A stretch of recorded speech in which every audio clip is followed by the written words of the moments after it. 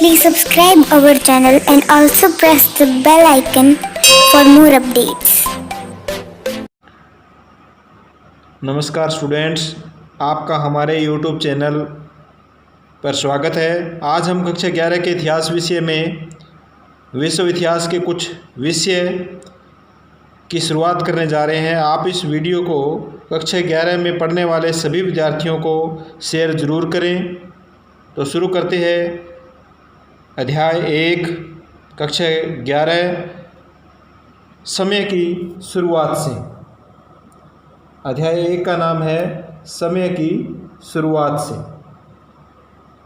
जैसा कि नाम से स्पष्ट हो रहा है कि हमारे जो मानव की शुरुआत या मानव का जो अस्तित्व है उसकी शुरुआत कब से हुई, किस समय से हुई, इसके बारे में हम इस अध्याय में विस्तार से अध्ययन करेंगे। प्रिय विद्यार्थियों, इस अध्याय में इस बात की चर्चा की गई है कि मानव कब और किस रूप में सर्वप्रथम अस्तित्व में आया। ऐसा समझा जाता है कि कदाचित 56 लाख वर्ष पहले पृथ्वी पर ऐसे प्राणियों का प्रादुर्भाव हुआ जिन्हें हम मानव कह सकते हैं। यानी आज का जो मानव है उसका जो प्रादुर्भाव हुआ है वो 56 लाख वर्ष पहले माना गया है।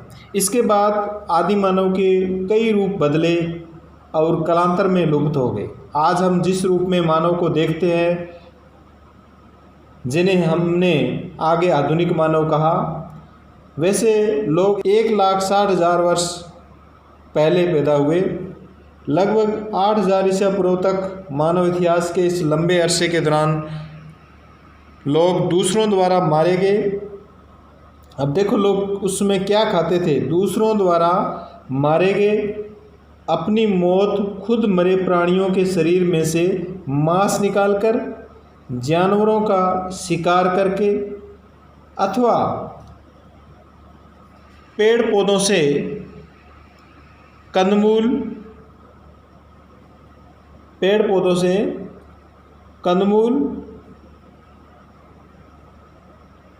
फल, बीज आदि बटोरकर अपना पेट भरते थे। धीरे धीरे उन्होंने पत्थरों से औजार बनाना और आपस में बातचीत करना सीख लिया। हालांकि आगे चलकर आदमी ने भोजन जुटाने के कई तरीके अपना लिए। शिकार और संग्रह वो करने लगा। इधर उधर की खाने की चीज़ें हैं वो तलाशने और बटोरने का तरीका इसी प्रकार चलता रहा। आज भी दुनिया के कुछ भागों में ऐसे शिकारी संग्राहक जो शिकार संग्रहण से अपने भोजन की व्यवस्था करते हैं। इसलिए हम ये सोचने पर मजबूर हैं कि आज के इन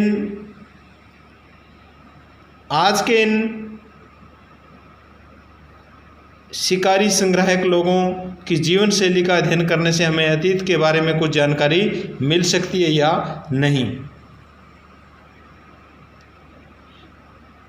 प्रिय विद्यार्थियों,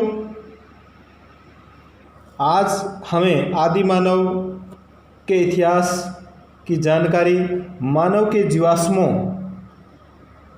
पत्थर के औजारों और गुफाओं की चित्रकारियों के खोजों से मिलती है।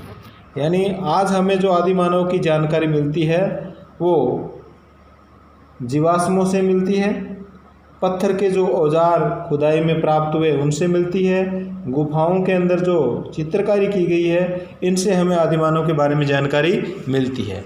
इनमें से प्रत्येक खोज का अपना एक इतिहास है। अक्सर ही जब ऐसी खोजें सर्वप्रथम की गई, अधिकांश विद्वानों ने यह मानने से इनकार कर दिया कि ये जीवाश्म प्रारंभिक मानवों के हैं या नहीं। उन्हें आदिकालीन मानव द्वारा पत्थर के औजार या रंग रोगन बनाए जाने की योग्यता के बारे में भी शक था। एक अरसे के बाद जीवाश्म औजारों और चित्रकारियों के सच्चे महत्व को स्वीकार किया गया।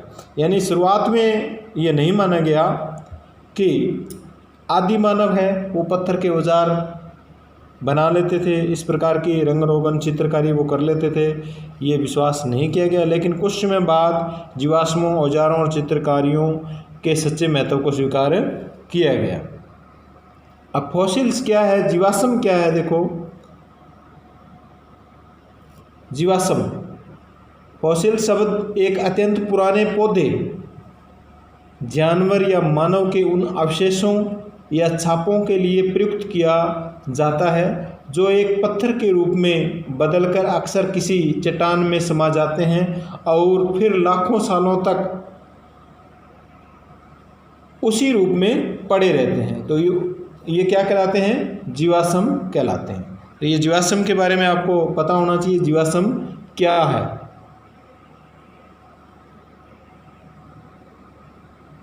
मानव का विकास कर्मिक रूप से हुआ, इस बात का साक्ष्य हमें मानव की उन प्रजातियों के जीवाश्मों से मिलता है जो अब लुप्त हो चुकी है। उनकी कुछ विशेषताओं या शारीरिक लक्षणों के आधार पर मानव को भिन्न भिन्न प्रजातियों में बांटा गया। जीवाश्मों की तिथि निर्धारण प्रत्यक्ष रासायनिक विश्लेषण द्वारा, यानी कार्बन 14 के द्वारा हम मानव की तिथि निर्धारण ज्ञात करते हैं। उन परतों या तलछटों के काल को परोक्ष रूप से निर्धारण करके किया जाता है जिनमें वे दबे हुए पाए जाते हैं। जब एक बार जीवाश्मों की तिथि यानी काल का पता चल जाता है, तब मानव विकास का क्रम निर्धारित करना कठिन नहीं रहता है। लगभग 200 वर्ष पहले सर्वप्रथम जब ऐसी खोजें की गई तो अनेक विद्वान मानने को तैयार नहीं थे। खुदाई में मिले जीवाश्म और पत्थर के औजार तथा चित्रकारियां जैसे अन्य चीज़ें वास्तव में मनुष्य के आदिकालीन रूपों से संबंध रखती थी। विद्वानों की ये हिचकिचाहट आमतौर पर बाइबल के ओल्ड टेस्टामेंट में अभिव्यक्त इस धारणा पर आधारित थी कि परमेश्वर ने सृष्टि की रचना करते समय अन्य प्राणियों के साथ साथ मनुष्य को भी बनाया था। यानी बाइबल का जो ओल्ड टेस्टामेंट भाग है उसमें ये धारणा बनाई गई थी कि परमेश्वर ने अन्य जो प्राणियों की रचना करी है उसी प्रकार उसी समय मानव को ही बना दिया है। यानी मानव का जो विकास है वो कर्मिक न होकर के एक साथ हुआ है, अन्य प्राणियों के साथ विकास हुआ है। विद्वानों की ऐसी हिचकिचाहट एक उदाहरण देखिए। अगस्त 1856 में जब मजदूर जर्मनी के डसेलफोर्ड नगर के पास निएंडर घाटी में चूने के पत्थरों की खान की खुदाई कर रहे थे तो उन्हें एक खोपड़ी और अस्थि पंजर के कुछ टुकड़े मिले। चीज़ें एक स्थानीय स्कूली शिक्षक जिसका नाम था कार्ल फुलरोट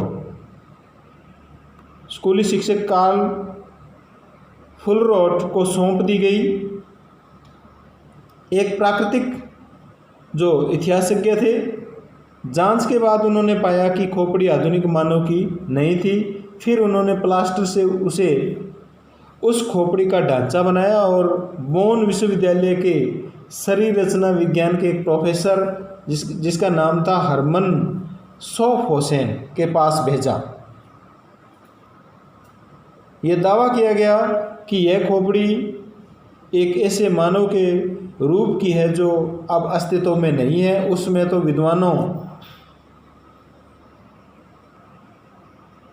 ने उनके इस दावे को स्वीकार नहीं किया और यह घोषित कर दिया कि यह खोपड़ी एक ऐसे व्यक्ति की है जो बहुत बाद के समय में हुआ था। यानी पहले तो उसको स्वीकार नहीं किया गया था कि यह मानव की खोपड़ी है, लेकिन बाद में उसको स्वीकार कर लिया गया। ये देखो, इसके अंदर जीवाश्म को प्राप्त जो करने की एक प्रक्रिया है उसके बारे में बताया गया है। देखो, इसमें इस चित्र में ये व्यक्ति है वो जीवाश्मों का जो अध्ययन कर रहा है उसमें एक वर्गाकार जाली यहाँ लगी हुई है और जिसमें इसका ये पता लगाया जाता है कि जो जीवाश्म है वो कितने वर्गों में बंटा हुआ है। और ये एक त्रिभुजाकार आकृति जो ऊंचाई पर बनी हुई है, इससे ये पता लगाया जाता है कि जीवाश्म की जो ऊंचाई है वो कितनी है।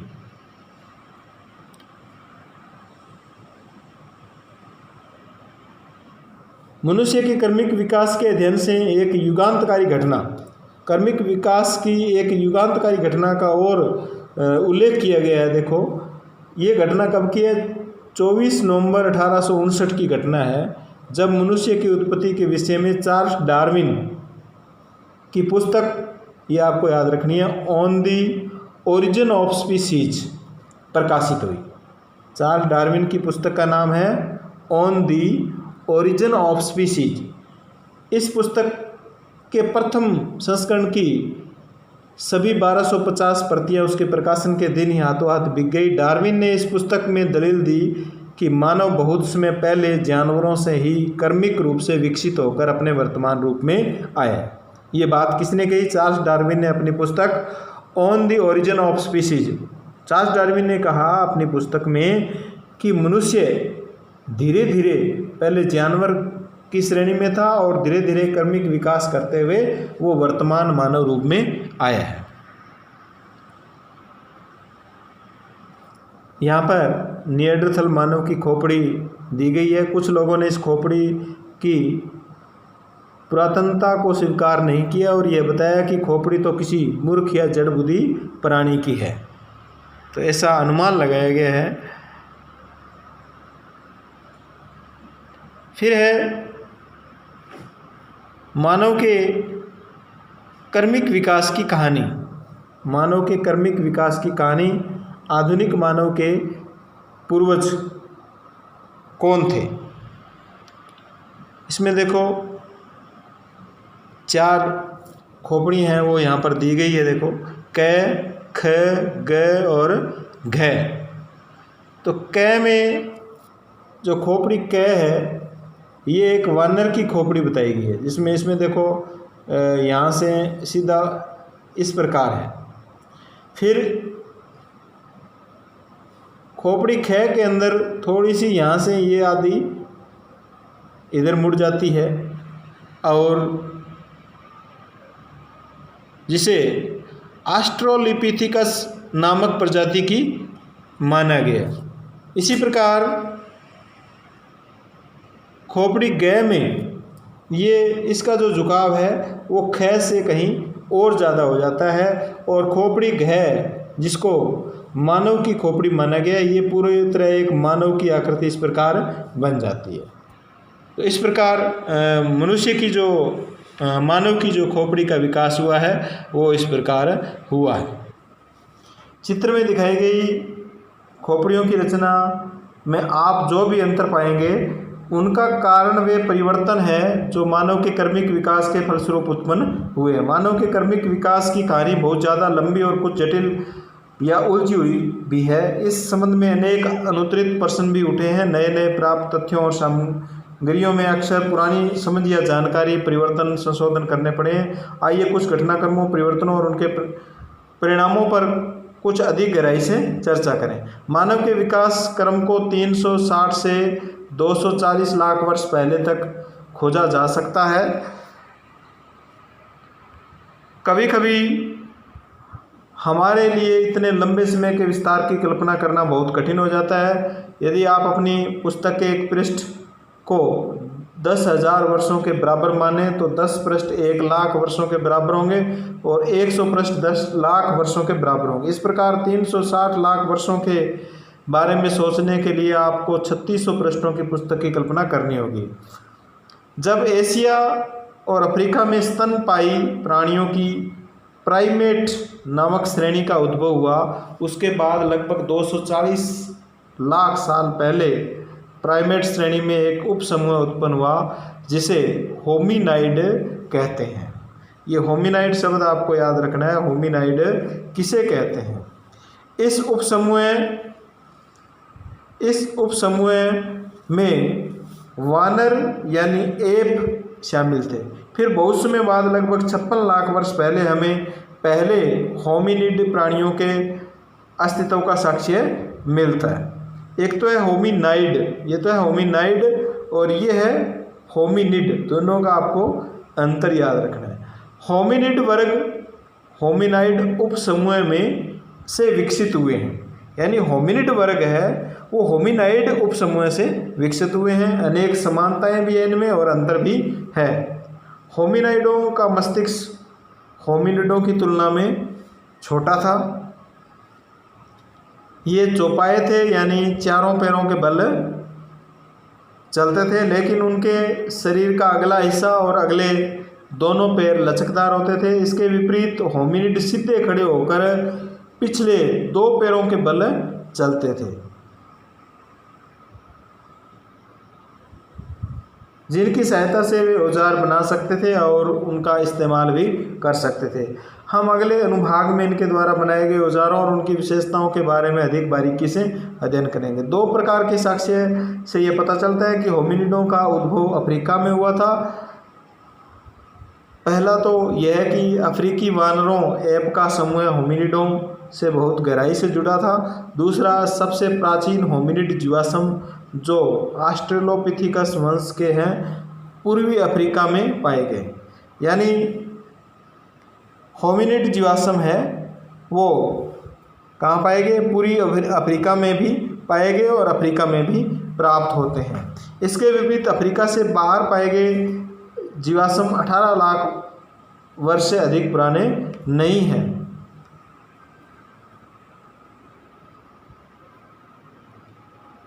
फिर है हाथ का कर्मिक विकास। इसमें देखो आकृति कै के अंदर इसमें ये बताया गया है, चिंपैंजी की ठीक सूक्ष्म पकड़ दर्शाती है यहाँ पर, और आकृति होमिनिड की दुरुस्त व सूक्ष्म पकड़ दर्शाती है। आकृति कै के अंदर थोड़ी जो पकड़ है वो हल्की सी मजबूत दिखाई देती है कै की अपेक्षा। गै आकृति मनुष्य के हाथ की सशक्त पावर पकड़ दर्शाती है। यानी ये जो गै वाली जो आकृति है ये थोड़ी सी कै की बजाय ज़्यादा मजबूत है।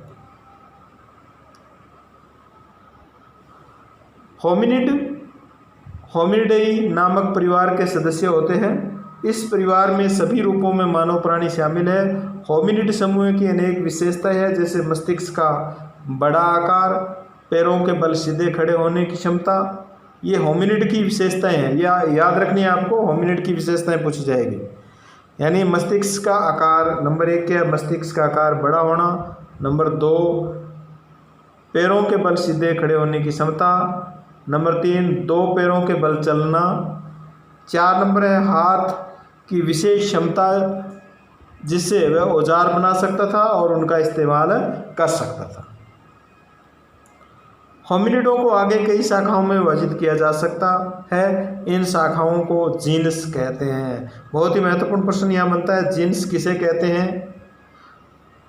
होमिनिडों की जो शाखाएं विभाजित की गई है उनको क्या कहते हैं? जीनस कहते हैं। इन शाखाओं में ऑस्ट्रेलोपिथिकस और होमो अधिक महत्वपूर्ण हैं। इन शाखाओं में प्रत्येक की कई प्रजातियां होती है।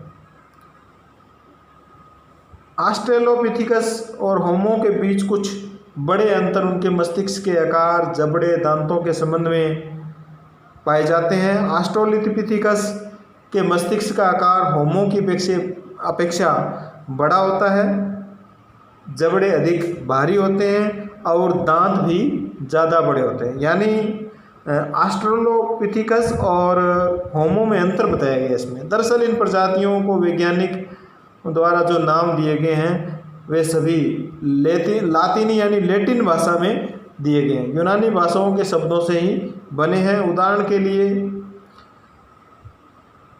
ऑस्ट्रेलोपिथिकस नाम लैटिन भाषा के शब्द ऑस्ट्रल यानी दक्षिणी और यूनानी भाषा के शब्द पिथिकस यानी वानर से बना है। पिथिकस का मतलब है वानर। अवस्था के अनेक लक्षण बरकरार रहे, जैसे होमो की तुलना में मस्तिष्क का अपेक्षाकृत छोटा होना, पिछले दांत बड़े होना, हाथों की दक्षता का सीमित होना, उसमें सीधे खड़े होकर चलने की क्षमता अधिक नहीं थी, क्योंकि वह अभी भी अपना बहुत समय पेड़ों पर गुजारता था, इसलिए उसमें पेड़ों पर जीवन जीने के लिए आवश्यक अनेक विशेषताएं अब भी मौजूद थी, जैसे कि आगे के अवयवों का लंबा होना, हाथ और पैर, हड्डियों का मुड़ा होना, टखने, जोड़ों का घुमावदार होना। कालांतर में जब औजार बनाने और लंबी दूरी तक पैदल चलने की क्रिया में बढ़ोतरी हो गई, तब मानवीय विशेषताओं और लक्षणों का विकास भी होता गया। आदिकालीन मानवों के अवशेषों को भिन्न भिन्न प्रजातियों में वर्गीकृत किया गया।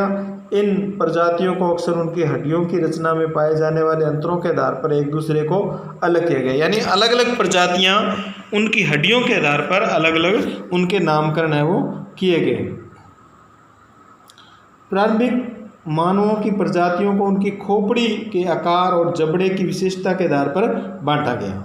यानी प्रारंभिक जो मानव थे उनकी खोपड़ी, जैसे हमने पहले पढ़ चुके हैं, क, ख, ग और घ जो खोपड़ियाँ थी उनमें अलग अलग विशेषता या अंतर पाया जाता है, उसके आधार पर उनका नामकरण किया गया था। विशेषताएं सकारात्मक प्रतिपुष्टि व्यवस्था यानी वांछित परिणाम प्राप्त होने से विकसित हुई होगी। फिर है एक और इसमें घटना बताई गई है जिसका ऑस्ट्रेलोपिथिकस ओल्डुवई गोर्ज की खोज 17 जुलाई 1959 को हुई। ओल्डुवई गोर्ज सर्वप्रथम 20वीं सदी के प्रारंभिक वर्षों में जर्मन तितली संग्राहक द्वारा खोजा गया था, लेकिन आगे चलकर यह ओल्डुवई नाम मेरी और लुइस लिकी के साथ गहराई से जुड़ गया, जिन्होंने 40 वर्ष से भी अधिक समय तक शोध कार्य किया। मेरी लिकी ने ही ओल्डुवई और लेतोली में पुरातत्वीय खुदाई कार्यों की देखभाल की थी। वहाँ की अनेक रोमांचक खोजों में उसका हाथ था। लुइस लिकी ने अपनी एक अद्भुत खोज का वर्णन इस प्रकार किया है, यानी लुइस लिकी ने जो खोज की थी उसका वर्णन देखो किस प्रकार किया है। लुइस लिकी कहते हैं, उस दिन जब मैं उठा तो सिर में दर्द और हल्का बुखार महसूस हो रहा था। इच्छा तो नहीं थी कि मुझे शिविर में ही रहना पड़े, क्योंकि हम दोनों में से काम पर नहीं जा रहा था, इसलिए मेरी के लिए काम पर जाना ज़रूरी हो गया। हमें अपना काम पूरा करने के लिए सिर्फ 7 सप्ताह का ही समय मिला था, जो जल्दी जल्दी बीत रहा था। इसलिए मेरी अपने दोनों कुत्तों, ये कुत्तों के नाम है सेली और टूट्स, के साथ खुदाई पर चली गई और मैं बेचैन होकर पीछे शिविर में रह गया। कुछ समय बाद शायद मेरी झपकी टूटी तो मैंने लैंड रोवर की आवाज़ सुनी। वह बड़ी तेज़ी से शिविर की ओर आ रही थी और मुझे पल भर के लिए एक सपना सा आ गया। मुझे लगा कि मेरी को किसी जहरीले बिच्छू ने काट लिया है। वहाँ सैकड़ों तादाद में बिच्छू थे, अथवा किसी सांप ने डस लिया जो कुत्तों की नज़र से बच निकला होगा। लैंड रोवर गाड़ी खटखटाहट के साथ रुकी और मैंने कई बार मेरी की आवाज़ सुनी। वह बार बार पुकार रही थी, मैंने उसे पा लिया, मैंने उसे पा लिया, मैंने उसे पा लिया। मैं अब भी सिर दर्द से लड़खड़ा रहा था। मैं उसका मतलब नहीं समझ पाया। मैंने पूछा, अरे क्या हुआ, क्या पा लिया, क्या चोट खा बैठी? मेरी ने कहा, उसी को, बस उस आदमी को, हमारे आदमी को पा लिया, उसी को जिसे हम पिछले 23 वर्षों से खोज रहे थे। जल्दी आओ, मुझे मानव के दांत मिल गए हैं। तो इस प्रकार ये एक घटना थी जिन्होंने एक ऑस्ट्रेलोपिथिकस की खोज करी थी। एक दंपति के द्वारा इसकी खोज की गई थी। तो प्रिय विद्यार्थियों, यहाँ तक आपको इस अध्याय को पढ़ना है और समझना है। आगे का जो शेष अध्याय है वो हम नेक्स्ट वीडियो में अध्ययन करेंगे। धन्यवाद।